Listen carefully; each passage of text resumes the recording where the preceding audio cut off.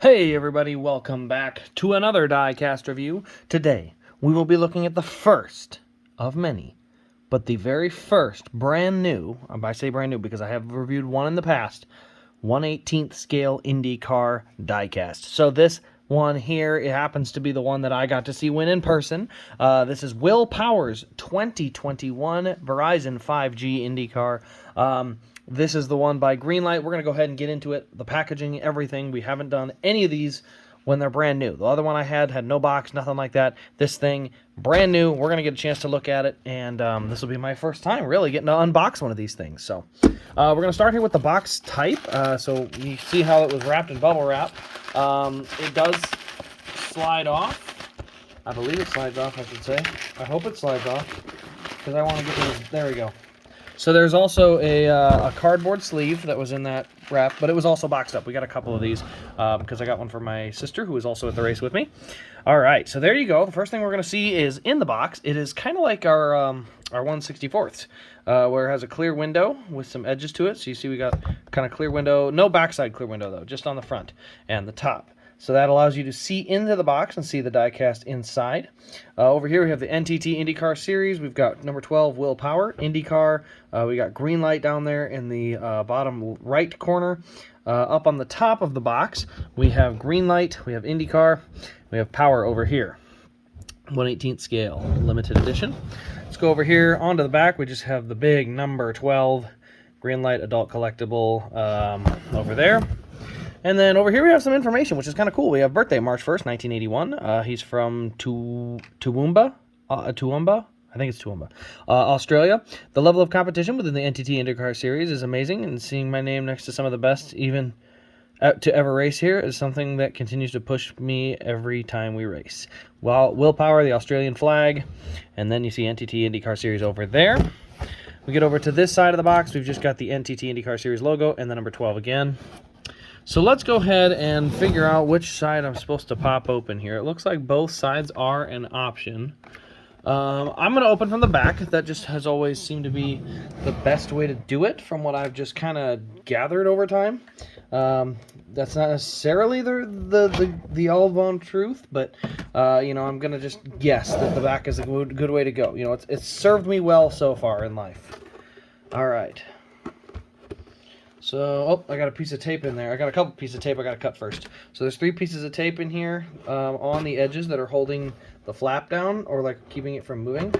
There we go. So I got the 3 pieces of tape cut so that I can pop the... Oh, is there another one? No, it's just getting stuck. So here's what I've done. I've started using a device like this just to... there we go. Be able to pop that open without wrecking my boxes. It works really well on the 1/64th, but this one obviously comes in too. Let's see. So we got. All right. So it pops open here. I gotta back this up. I don't have a lot of room here. This box is a lot bigger than a lot of the other ones. Okay. So yeah, here we go. It looks like this part here opens up a little bit. I think it opens. So let me try kind of tipping it back.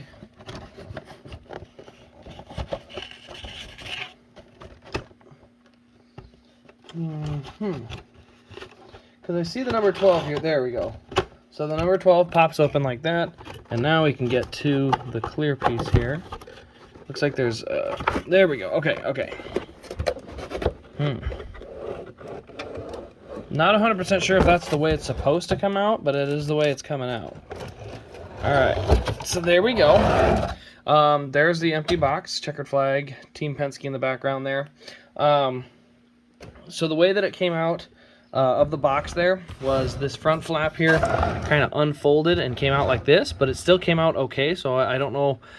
I don't know if that's the correct way. Was that just a piece of tape to come out? But I mean, it got out, so I'm not gonna complain. I'm just I always try to make sure I don't give somebody bad advice of what to do, and then it turns out to be a bad way to do it. So, but anyway, here is our car.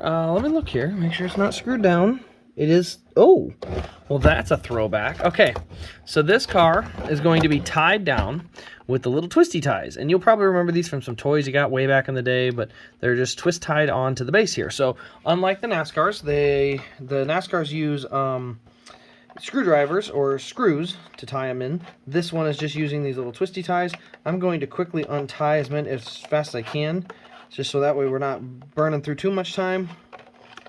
And I also am trying to make sure I don't have it set wrong here. So let's see here if I can set it like this. I don't know if that's safe. You know what? I'm going to hold it because I want to make sure nothing happens. So I untwisted that one. All right, what do we got to do here? Looks like we got to go up. We got to bring them both around. Got to bring them both around again and again. Now we can split them. There we go. And voila, 2 of 3 onto the front. There are 4 total of these little twisty loop things. It looks like they just kind of have one per kind of corner. The front or the back 2 it looks like are around the rear wheels. The front 2 are around the tip of the wing. So the front wing is actually kind of tied in here. There we go. And got it. Okay, so now from here, I should be able to get this car off the base. I like to generally poke this through, kind of like just poke them through like this, and then I can kind of, usually I can get it from the other side, and I can kind of get it out without having to fight too hard with it. There we go. There we go. And we'll do the same thing on all 4 of them. So I'm being extra careful. I don't know how tough these are generally to get out. I'm being very cautious around the wing and stuff like that, making sure that my little twisty tie doesn't catch on something and just rip it off. So I don't know, maybe that's not even an issue and I'm just being extra cautious. I don't really have a problem with that this time. So maybe you Indycar guys can let me know, because I have not gotten a lot of these. But I got one. I've seen some Indy races at Iowa, and I'm going to go again to the doubleheader next year, so I figure I may as well start getting back into the IndyCar diecast game, a little bit at least. It's too much fun, man. And the IndyCar diecast have some very nice detail.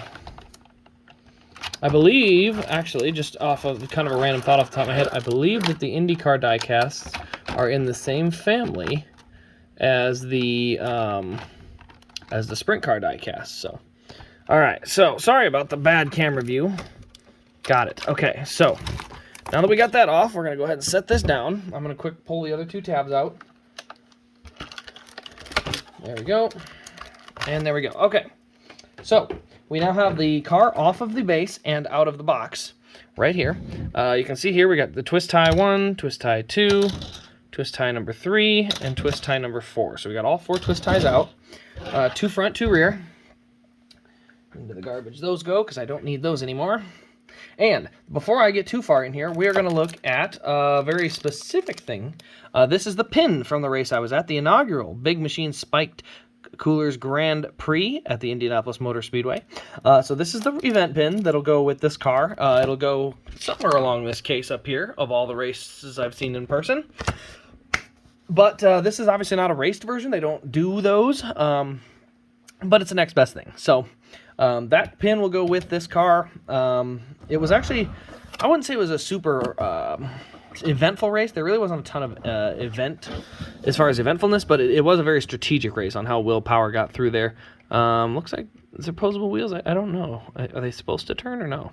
I'd have to find out. I don't know a lot about these IndyCar diecasts, so let's go ahead and get up nice and close to it, shall we?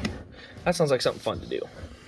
Okay, so we're going to start on the front. We've got our road course wing on here, the tall wing with the 3 different kind of levels here with the bottom and the top.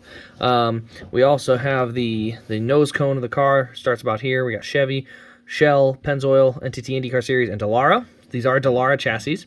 You got Hitachi over here on the side of the wing. It is a matte black and matte red color. It looks very, very nice. I mean, very nice. I don't even know how else I could say it. Not sure if the wheels are supposed to turn. They look like they are, but I don't know. I'm not going to mess with them too much because I do see this wiggling, but it looks like it's supposed to be a piece of the suspension. So I'm not sure. But we got our black Firestones here. We can see we got the nice chrome wheel on here. We got Verizon 5G down the side. We've got, what is that, Mazak and Siemens up here on the mirror. There is the fuel input there. right there. That's where they plug in to fuel it. There's the number 12. Here's the new aero screen. That is new for this year, I believe, is the first year they've run these. So you can see we've got Will Power up there on the windshield screen, which is kind of neat. Very similar to the NASCAR banners. We got number 12 and Verizon up here on the front, or the top front, I guess. We've got Chevy, PPG. I'm not even sure what you would call half of these pieces in here and around here. Like, I don't know. I don't even know the names. We got the rear wing here, number 12 back here. We got Verizon on the top of the wing. This entire thing, that's metal. This is metal. This is metal. I think it's all metal. I think this entire car is metal. So the body is metal for sure. I don't think this... Yeah, that feels metal. I think all of this is metal. Obviously, the suspension isn't metal, but all the rest of these pieces are metal, which is good. That means they're good and strong. We get to the back of the car. Not a lot I can see on the back. I feel like you would have to do some detail adding there because I think it's just a little basic. But you can see we've got some of the suspension pieces in the rear. There we see Firestones. Yeah, Firestones. I don't think I've had a car with Firestones. I've had... What have I had? Hoosiers and Goodyears. So we got our number 12. We got 5G. Then we got, well, that's plugged, but we got Speedy for the gas stations. 5G again a couple times. Let's go ahead and look around to the very nose of the car. Just kind of see it from the head-on view. There you can see the very, I mean, just feels tall. The very tall wing here. There's the all the suspension brackets and pieces. As I said, I don't think this is supposed to turn. From what I can tell, there's a bar across the front of the windshield there to protect the driver. Let's see what we can see inside the driver cockpit area. So not much there. There's just a steering wheel, no seat belts, nothing crazy like that. So it is actually a little more basic. I mean, considering the size, there's definitely some potential to these cars. And I only say that because I've seen a 28 or a 1/18th scale Prius, which was ridiculously detailed. So this by no means is a waste. I mean, you're still getting a great deal on your money because that one that I'm talking about, that Prius, that's like a $400 diecast. You won't be seeing that on this channel for a long time. But overall, I mean, first of all, the paint scheme is awesome. This is an awesome Will Power paint scheme. The flat black and the red. I mean, this is one of the best looking Indy cars. I really like the Napa car of Alexander Rossi. But this is probably my second favorite behind that one. Maybe even the best, just because of the matte black. I really, really think this looks amazing. But yeah, this is going to be my first IndyCar diecast for the year. So it took me a little bit to get it out of the box, that's for sure. But, you know, once I get my little spiked coolers pin up with it and, you know, have a good spot for it, maybe I'll even put it in the cockpit. Who knows? We'll find a good spot for it, though. But we'll have the pin with it. And then we have, obviously, the race-winning car from the Spiked Coolers Grand Prix. So that's pretty cool. I'm pretty excited to have my first Indy car. So anyway, this is not one that'll be on the website. I think I do actually have some Indy cars offered, or at least I was thinking about it. No, I don't. I can, but yeah, I have to find out if these are something I want to carry, which I'm kind of liking what I'm seeing. So I might go ahead and carry a few of these for next year. But anyway, let me know your guys' thoughts on this car in the comments below. Also, let me know your thoughts on the race, the Spiked Coolers Grand Prix. By the way, those Spiked Coolers are good. So, yeah, let me know your thoughts in the comments below. Turn on the notification bell and subscribe for more diecast content. Stay tuned. We got some Metal 1/64s coming up later today. But other than that, this has been Race Craze. Thank you all for watching. I hope you have enjoyed, and we'll see you in the next diecast review.